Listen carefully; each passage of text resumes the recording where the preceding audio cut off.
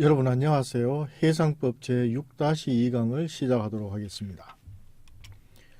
이번 시간에도 계품운송 계약에 대해서 알아보겠는데요. 운송인의 손해배상 책임을 자세히 알아보도록 하겠습니다. 운송인의 손해배상 책임과 관련해서는 1991년과 2007년에 우리 상법 제5편을 개정했는데요. 이 개정에서는 1924년 헤이그 규칙과 1968년 헤이그 비수비 규칙의 대부분을 수용했고 1978년 함부르크 규칙의 내용도 일부 수용한 것으로 이렇게 되었습니다. 운송인의 책임 한도액은 1968년 헤이그 비수비 규칙에 따라서 포장당 666.67 SDR 또는 중량 1kg당 2 SDR로 책임 한도액을 정했습니다. 이러한 운송인의 손해배상 책임은 기본적으로는 육상 물건 운송인의 책임 규정을 준용하고 있습니다. 계품 운송인과 육상 물건 운송인의 책임은 법적 구조는 대체로 일치한다고 볼 수 있는데요. 그 내용은 과실 책임주의 원칙을 따른다는 것과 운송인 측의 입증 책임을 부담한다는 것입니다. 다만 해상 운송의 특수성을 반영하여 육상 운송인보다는 해상 운송인을 정책적으로 보호하는 규정들이 많이 들어가 있습니다. 계품 운송인에 대하여는 항해과실 면책, 운송인 책임 제한, 가망 능력 주의 의무 위반과 상사과실에 의한 운송물 손해에 대한 책임 부담 등 육상 운송인보다 책임이 경감되는 것으로 규정된 것이 정책적 보호의 내용이다, 이렇게 볼 수 있겠습니다. 먼저 책임의 주체에 대해서 알아보겠습니다. 계품 운송 계약에서 책임의 주체는 당연히 운송인이 되는데요. 이러한 운송인에는 선박 운항자로서 선박 운항자에 해당되는 선박 소유자, 선체 용선자 등은 물론이고 이러한 자들이 외에도 순수한 계약 운송인으로서 선박을 운항하지 않으면서 타인이 운항하는 선박의 운송 서비스를 이용하여 제3자의 화물을 운송하는 자도 포함이 됩니다.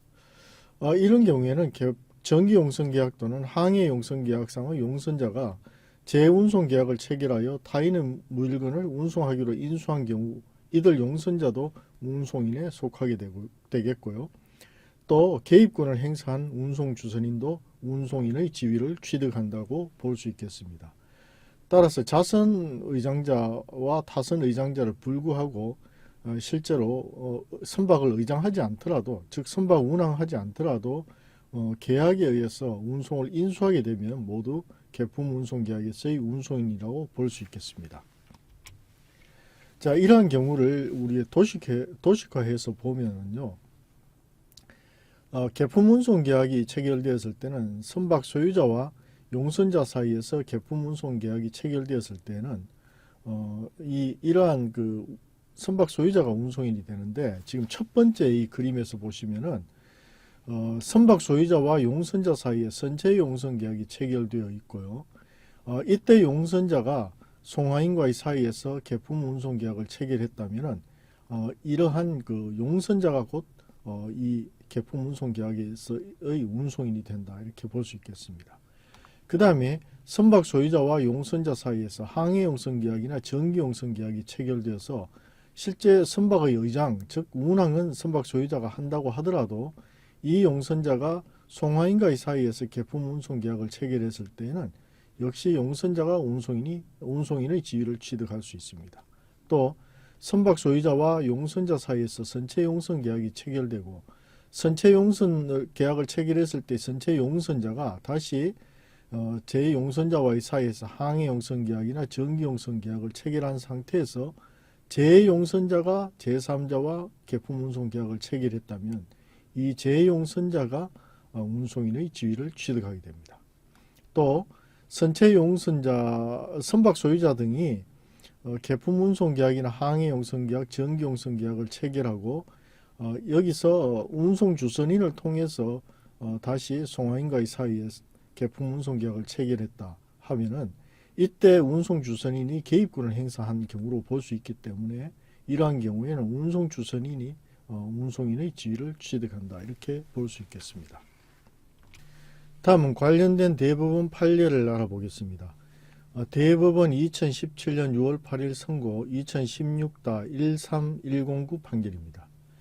물품 운송 계약은 당사자의 일방이 물품을 한 장소로부터 다른 장소로 이동하기로 하고 상대방이 이에 대하여 일정한 보수를 지급할 것을 약속함으로써 성립하는 계약으로서 운송계약에 따른 권리 의무를 부담하는 운송인이 누구인지는 운송 의뢰인에 대한 관계에서 운송을 인수한 자가 누구인지에 따라 확정된다. 운송 주선업자가 운송 의뢰인으로부터 운송 관련 업무를 의뢰받았다 하더라도 운송을 의뢰받은 것인지 운송 주선만 의뢰받은 것인지 명확하지 않은 경우에는 당사자의 의사를 탐구하여 운송인의 지위를 취득하였는지 여부를 확정하여야 할 것이지만 그 의사가 명확하지 않은 때에는 하우스 선화증권의 발행자 명의, 운임의 직업 형태 등 재반 사정을 종합적으로 고려하여 논리와 경험칙에 따라 운송 주선업자가 운송 의뢰인으로부터 운송을 인수하였다고 볼 수 있는지를 확정하여야 한다. 다음은 대판 2002년 5월 28일 2001-126221 사건입니다.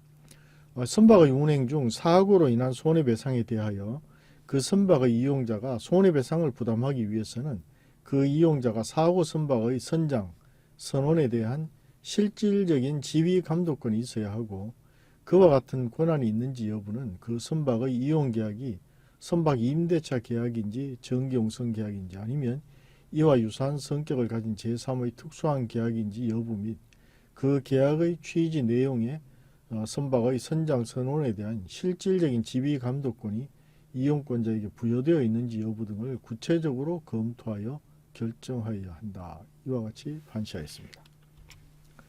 다음은 운송인의 사용인 등에 대해서 알아보겠습니다. 상법 제798조 제2항 본문은 운송물에 관한 손해배상 청구가 운송인의 사용인 또는 대리인에 대하여 제기된 경우에 그 손해가 그 사용인 또는 대리인의 직무집행에 관하여 생긴 때에는 그 사용인 또는 대리인은 운송인이 주장할 수 있는 항변과 책임 제한을 원용할 수 있다라고 규정하고 있습니다. 1968년 헤이그 비스비 규칙 제4조의 제2항의 규정을 받아들인 히말라야 조항에 해당이 됩니다. 영국의 엘더 대 딕슨 사건에서 유래하여 선화증권 뒷면 약관으로 편입해 오던 것을 국제협약에서 수용한 것인데요. 선주 책임 제한에 관한 규정 중 제774조 제1항 제3호도 이와 같은 취지의 규정이라고 하겠습니다. 이 경우에 운송인과 그 사용인 또는 대리인의 운송물에 대한 책임 제한의 금액의 총액은 제797조 제1항의 규정에 의한 한도를 초과하지 못한다라고도 규정을 하고 있는데요. 이는 청구권 경합로를 인정하는 현재 학설 및 판례상으로는 운송인 책임 제한의 항변을 피하기 위하여 사용인 또는 대리인을 상대로 불법행위 책임을 물을 수 있고 이런 경우에는 책임 능력이 열악한 사용인이나 대리인이 운송인보다 더 무거운 책임을 지게 됩니다. 이러한 우회적 책임을 인정하게 되면 운송인 책임 제한 제도의 실효성을 상실하기 때문에 히말라야 조항을 둔 것이고요. 이때 운송인의 사용인 또는 대리인이라 함은 고용계약 또는 위임계약 등에 따라 운송인의 지휘 감독을 받아 그 업무를 수행하는 자를 의미합니다. 이 관련해서 우리 대법원에서는 당사자 사이의 특약이 있는 경우가 아니면 선화증권 뒷면 약관 등 운송약관에서 히말라야 약관을 편입한 경우에는 운송인의 지휘 감독을 받는 독립계약자만 운송인의 항변권을 주장할 수 있다고 해석해 오다가 최근 특별한 사정이 없는 한 운송인과 직접적인 계약관계 없이 운송인의 선화증권에 따른 업무 범위 및 책임 영역에 해당하는 작업의 일부를 대행한 하역업자도 포함된다라고 판시하고 있습니다. 이 독립계약자도 히말라야 약관을 원용할 수 있는 것으로 히말라야 약관의 적용 요건을 완화한 것인데요. 사용인 등이 운송인의 항변권을 원용할 수 있는 경우는 사용인 등의 직무집행에 관하여 생긴 손해에 한하는데 그 손해가 그 사용인이나 대리인의 고의 또는 운송물의 멸실훼손 또는 연착이 생길 염려가 있음을 인식하면서 무모하게 한 자기 또는 부작위로 인하여 생긴 것인 때에는 운송인이 주장할 수 있는 항변과 책임 제한을 원용할 수 없습니다. 운송인 책임 제한 등의 규정이 운송인의 불법 행위에도 적용된다는 규정 및 그 사용인 또는 대리인에 대하여도 적용된다는 규정인데요. 운송물에 관한 손해배상 청구가 운송인으로부터 다시 운송을 인수한 실제 운송인 또는 그 사용인이나 대리인에 대하여 제기된 경우에도 마찬가지로 적용이 됩니다. 실제 운송인 또는 그 사용인이나 대리인에 대한 책임은 계약 당사자가 아니므로 불법 행위 책임을 묻기 때문입니다. 관련된 판례들을 보겠습니다. 먼저 앞에서 잠깐 언급한 엘더 대 딕슨 사건이 오늘날의 히말라야 사건이라고도 하는데요. 1955년 그 퀸스 벤치에서 내려진 판결입니다. 선박 여행을 하던 어떤 여객이 승선하던 중 통로가 불안정하여 흔들리는 바람에 추락하여 중상을 입었다. 그런데 그 여객의 해상 운송 계약에는 여객의 상해에 대하여 운송인이 책임을 지지 않는다는 내용의 면책 약관이 편입되어 있었다. 이에 그 여객은 운송인이 아닌 그 선박의 선장과 갑판장을 상대로 손해배상 청구 소송을 하였다. 이에 선장과 갑판장은 자신의 이익을 위하여 해상 운송계약상의 면책 약관을 원용하였으나 제1심과 제2심 모두 선장과 갑판장은 운송계약의 직접 당사자가 아니므로 면책 약관을 원용할 수 없다고 판시하였다. 그러니까 이러한 그 판결에 따라서 히말라야 약관이 만들어지게 되었습니다. 대법원 2012년 12월 27일 선고 2011-103564 판결에 대해서 알아보겠습니다. 한편 구상법 제789조의 3 제2항의 사용인 또는 대리인이란 고용계약 또는 위임계약 등에 따라 운송인의 지휘감독을 받아 그 업무를 수행하는 자를 말하고 그러한 지휘감독 관계없이 스스로의 판단에 따라 자기 고유의 사업을 영위하는 독립적인 계약자는 포함되지 아니한다라고 판시하였습니다. 한편 대법원 2019년 4월 11일 선고 2016-276719 판결에서는 선박 대리점은 해상 운송 사업을 영위하는 자를 위하여 그 사업에 속하는 거래의 대리를 영업 업무로 하는 자로서 운송인과의 계약에 따라 화물의 교부와 관련한 일체의 업무를 수행한다. 따라서 해상 운송인의 요청에 따라 운송인이 부담하는 운송 업무의 일부를 거의 보조자로서 수행하는 선박 대리점은 운송계약상 운송인의 이행 보조자라고 할 수 있다라고 판시하였습니다. 또 대판 2007년 4월 27일 2007-4943 사건인데요. 상법 제789조의 3 제2항 현행 상법 798조 제2항인데요. 에서 정한 운송인의 사용인 또는 대리인이란 고용계약 또는 위임계약 등에 따라 운송인의 지휘감독을 받아 그 업무를 수행하는 자를 말하고 그러한 지휘감독과 관계없이 스스로의 판단에 따라 자기 고유의 사업을 영위하는 독립적인 계약자는 포함되지 아니하므로 그러한 독립적인 계약자는 같은 법 제811조에 기한 항변을 원용할 수 없다. 선화증권 뒷면에 운송물에 대한 손해배상 청구가 운송인 이외의 운송 관련자에 대하여 제기된 경우 그 운송 관련자들은 운송인이 주장할 수 있는 책임 제한 등의 항변을 원용할 수 있고 이처럼 보호받는 운송 관련자들의 하수급인, 하역인부, 터미널 운영업자, 검수업자, 운송과 관련된 육상, 해상, 항공 운송인 및 직간접적인 하청업자가 포함되며 여기에 열거된 자들에 한정되지 아니한다는 취지의 이른바 히말라야 약관이 기재되어 있다면 그 손해가 고의 또는 운송물의 멸실훼손 또는 연착이 생길 염려가 있음을 인식하면서 무모하게 한 자기 또는 부작위로 인하여 생긴 것인 때에 해당하지 않는 한 독립적인 계약자인 터미널 운영업자도 위 약관 조항에 따라 운송인이 주장할 수 있는 책임 제한을 원용할 수 있다. 상법 제789조의 3 제2항은 운송인이 주장할 수 있는 책임 제한을 원용할 수 있는 자를 운송인의 사용인 또는 대리인으로 제한하고 있어 운송인의 사용인 또는 대리인 이외의 운송 관련자에 대하여는 적용되지 아니한다고 할 것이므로 당사자 사이에서 운송인의 사용인 또는 대리인 이외의 운송 관련자의 경우에도 운송인이 주장할 수 있는 책임 제한을 원용할 수 있다고 약정하더라도 이를 가리켜 상법 제789조의 3의 규정에 반하여 운송인의 의무 또는 책임을 경감하는 특약이라고는 할 수 없고 따라서 상법 제790조 제1항에 따라 그 효력이 없다고는 할 수 없다. 이른바 히말라야 약관은 운송인의 항변이나 책임 제한을 원용할 수 있는 운송 관련자의 범위나 책임 제한의 한도 등에 관하여 그 구체적인 내용을 달리하는 경우가 있으나 해상 운송의 위험이나 특수성과 관련하여 선화증권의 뒷면에 일반적으로 기재되어 국제적으로 통용되고 있을 뿐만 아니라 간접적으로는 운송 의뢰인이 부담할 운임과도 관련이 있는 점에 비추어 볼 때 약관의 규제에 관한 법률 제6조 제1항에서 정하는 시인이 성실의 원칙에 반하여 공정을 이룬 조항이라거나 같은 법 제6조 제2항의 각호에 해당하는 조항이라고 할 수 없다. 이와 같이 판시하였습니다. 다음은 대판이 2004년 2월 13일 2001-75318 사건입니다. 상법 제789조의 3 제2항 현행 상법 제798조 제2항 소정의 사용인 또는 대리인이란 고용계약 또는 위임계약 등에 따라 운송인의 지휘감독을 받아 그 업무를 수행하는 자를 말하고 그러한 지휘감독 관계없이 스스로의 판단에 따라 자기 고유의 사업을 영위하는 독립적인 계약자는 포함되지 아니한다. 독립적인 계약자는 상법 제789조의 3 제2항 소정의 사용인 또는 대리인에 해당하지 아니하므로 같은 법 제811조에 기한 항변을 원용할 수 없다. 이와 같이 판시하였고요.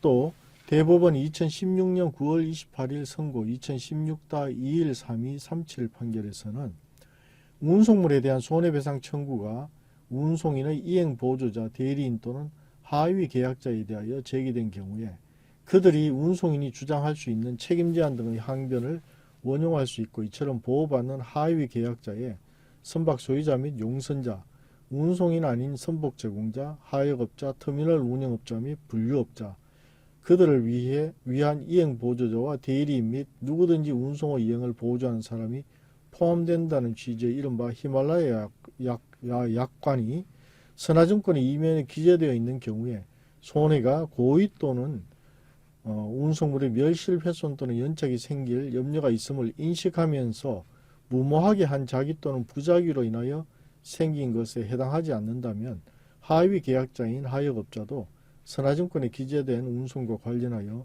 운송인이 선화증권 약관조항에 따라 주장할 수 있는 책임 제한을 원용할 수 있다.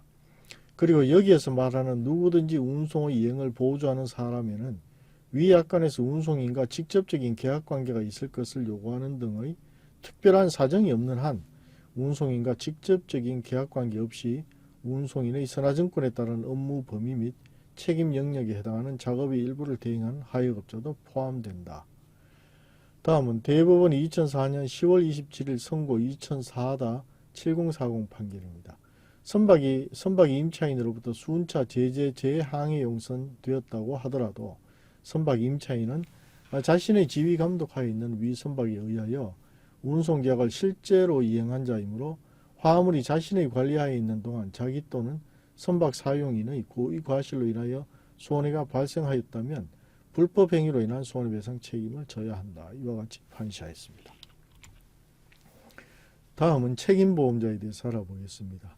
상법 제4편 보험편의 규정에 의하여 피해자가 보험자에게 보험금을 직접 청구하는 경우에는 피보험자의 항변을 원용할 수 있습니다.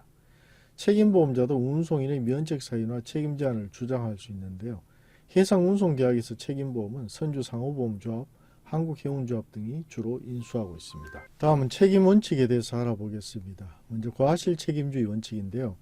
운송인의 책임원인과 원칙은 제794조에서 제796조까지 감옥능력주의 의무와 운송물 관리에 관한 주의 의무라는 특별 규정을 두고 있는데요. 여기에서는 육상운송인에 대한 제135조가 준용될 여지는 없습니다. 이러한 과실의 주체는 운송인 또는 선원, 기타의 선박 사용인은 곧 운송인 자신뿐만 아니라 운송 채무를 이행하기 위하여 사용한 모든 사용인의 과실에 대하여 운송인이 책임진다는 뜻입니다. 사용인은 운송인과 고용관계 있든 없든 또는 계속적 사용인이든 일시적 사용인이든 묻지 않습니다. 주의 의무를 이행해야 할 기간은 가망능력 주의 의무에서는 발항 당시, 운송물 관리 의무에서는 운송물의 수령, 선적, 적부, 운송, 보관과 양육, 또 인도의 전 과정을 거쳐서 주의 의무를 이행해야 합니다.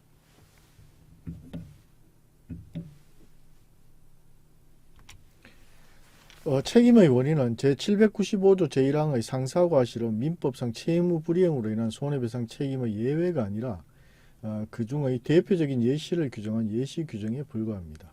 운송인은 제795조 제1항에서 예시하지 않은 채무 불이행이 있거나 또는 같은 조에서 예시하지 않은 손해가 발생한 경우에도 면책 사유에 해당하지 않는 한 원칙적으로 손해배상 책임을 져야 합니다. 주의 의무의 정도는 상당한 주의가 될 것이고요. 멸실이라는 것은 물리적 멸실뿐만 아니라 보증도 또는 가도로 인하여 선입취득자가 있어 회수할 수 없는 경우 등과 같은 상대적 멸실도 포함하게 됩니다. 또 운송물의 멸실 등과 손해 사이에는 상당한 인과관계가 있어야 합니다. 관련된 대부분 판례를 알아보도록 하겠습니다. 다시 하겠습니다. 관련된 대부분 판례를 알아보도록 하겠습니다. 대판 1972년 6월 13일 70-213 사건인데요. 해상물건 운송인의 손해배상 책임에 관해서는 본법 제787조 내지 제790조에 그 특별 규정이 있고 본조에 의하여 일반 운송인의 손해배상 책임에 관한 규정인 본법 제135조가 준용되지 아니한다. 다음은 대판 1997년 9월 9일 96-20093 사건인데요. 운송인과 중간 운송업자 사이에 지휘감독관계가 존재하는 것으로 볼 수 없고 운송인이 중간 운송업자를 통하여 보세 창구업자를 간접적으로 지휘감독하였다고 할 수 없는 경우 운송인의 의뢰로 운송물을 보관하던 중 멸실시킨 보세 창구업자가 운송물의 인도 업무에 관하여 운송인의 이행 보조자라고는 할 수 있으나 운송인의 지시 감독을 받은 피용자적인 지위에 있다고는 볼 수 없다라고 판시하였습니다. 다음 대판 2004년 7월 22일 2001-67164 사건인데요.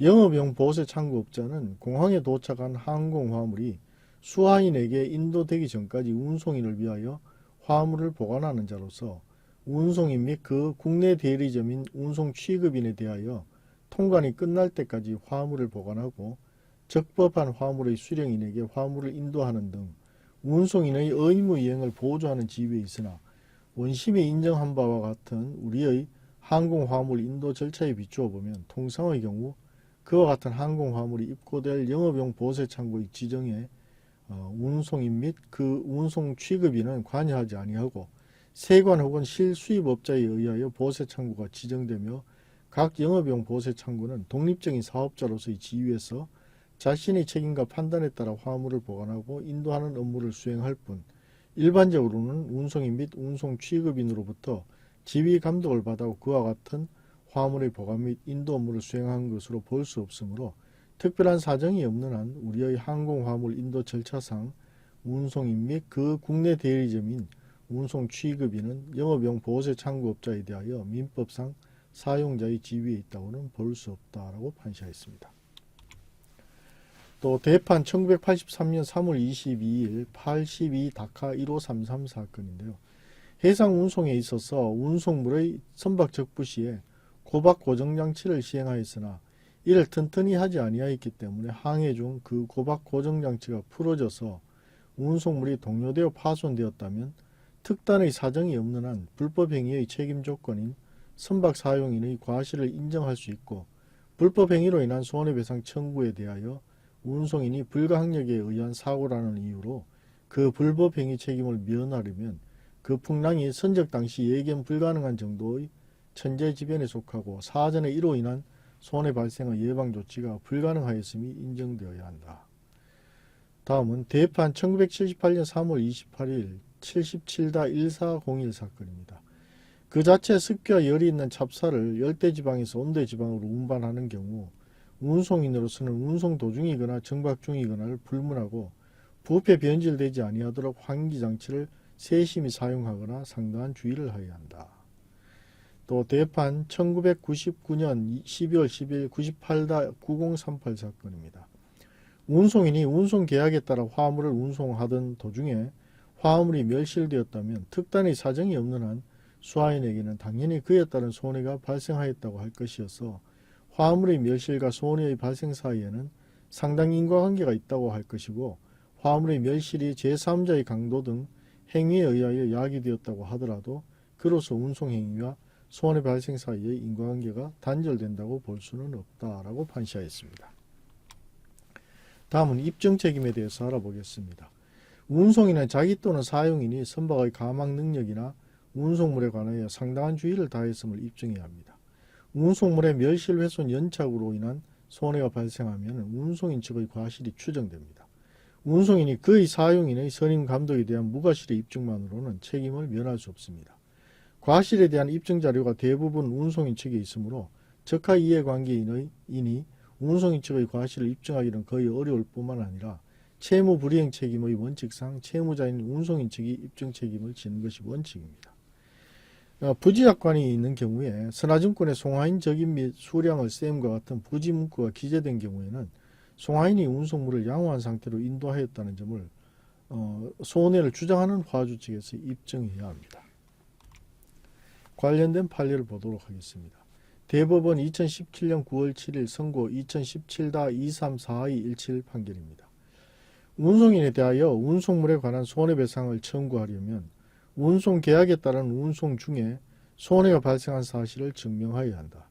그 증명 방법으로 운송인이 운송물을 양화할 때 운송물이 멸실훼손된 사실이 이미 밝혀졌다면 운송물이 하자 없는 양호한 상태로 운송인에게 인도되었음을 증명하는 것으로도 충분하다. 그런데 운송인은 선화증권에 기재된 대로 운송물을 수령 또는 선적한 것으로 추정되므로 선화증권의 운송물이 외관상 양호한 상태로 선적되었다는 기재가 있는 무고장 선화증권이 발행된 경우에는 특별한 사정이 없는 한 운송인은 그 운송물을 양호한 상태로 수령 또는 선적한 것으로 추정된다. 그러나 선화증권에 기재되어 추정을 받는 운송물의 외관 상태는 상당한 주의를 기울여 검사하면 발견할 수 있는 외관상의 하자에 대하여만 적용되는 것이지 상당한 주의를 기울이더라도 발견할 수 없는 운송물의 내부 상태 등에 대하여도 위 추정 규정이 적용된다고 할 수는 없다. 따라서 무고장 선화증권이라도 거기에 송화인이 적입하고 수량의 셈 혹은 뭐뭇이 들어있다고 함, said to, contain 등의 이른바 부지문구가 기재되어 있다면 송화인이 운송인에게 운송물을 양호한 상태로 인도하였다는 점은 운송인에 대하여 손해를 주장하는 측에서 증명하여야 한다. 다음은 대법원 2001년 2월 9일 선고 98-49074 판결입니다. 송화인 측에서 직접 화물을 컨테이너에 적입하여 봉인한 다음 운송인에게 이를 인도하여 선적하는 형태의 컨테이너 화물 운송의 경우에 있어서는 상법 제814조 제1항 소정의 선화증권의 법정 기재사항을 충족하기 위하여 혹은 그 선화증권의 유통 편의를 위하여 부동문자로 외관상 양호한 상태로 수령하였다는 문구가 선화증권상에 기재되어 있다고 할지라도 이와 동시에 송화인이 적입하고 수량을 셈 혹은 무엇이 들어있다고 함 등의 이른바 부지문구가 선화증권상에 기재되어 있고 선화증권을 발행할 당시 운송인으로서 그 컨테이너 안의 내용물 상태에 대하여 검사 확인할 수 있는 합리적이고도 적당한 방법이 없는 경우 등 상법 제814조 제2항에서 말하는 특별한 사정이 있는 경우에는 이러한 부지문구는 유효하고 위 부지문구의 효력은 운송인이 확인할 수 없는 운송물의 내부 상태 등에 대하여도 미친다고 할 것이어서 선화증권상에 위와 같은 부지문구가 기재되어 있다면 이와 별도로 외관상 양호한 상태로 선적되었다는 취지의 기재가 있다 하여 이에 의하여 컨테이너 안의 내용물의 상태에 관하여까지 양호한 상태로 수령 또는 선적된 것으로 추정할 수는 없다고 할 것이므로 이러한 경우 선화증권 소지인은 송화인이 운송인에게 운송물을 양호한 상태로 인도하였다는 점을 입증하여야 한다. 이상 제6-2강을 마치도록 하겠습니다.